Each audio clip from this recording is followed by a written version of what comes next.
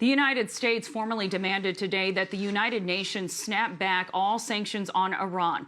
Secretary of State Mike Pompeo cited Iranian violations of the 2015 nuclear deal, which the U.S. already abandoned. Foreign Affairs correspondent Nick Schifrin is back to fill us in. 2 years ago, the Trump administration withdrew from the Iran nuclear deal. But today, Secretary of State Mike Pompeo argued the U.S. still had the legal authority to use a Security Council resolution that endorsed the deal to punish Iran. Iran will be back under sanctions for ongoing nuclear activities, such as the enrichment of nuclear material that could be applied to a nuclear weapons program.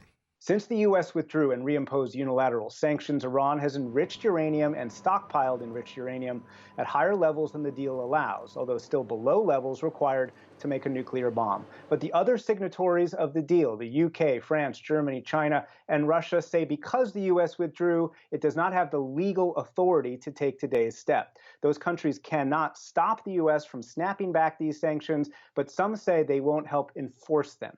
And then there are political consequences. European officials say that today further strain their relationship with the U.S. And even former National Security Advisor John Bolton, who led the effort to pull out of the nuclear deal, argues today's step could degrade the power of the Security Council veto.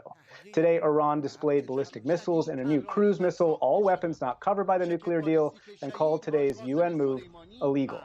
Administration officials insist they do have the legal authority and that they can overcome any political consequence. And they also believe that Iran is likely to respond to today's move, and that could reduce the chances that a President Biden could resurrect the nuclear deal next year. Stephanie?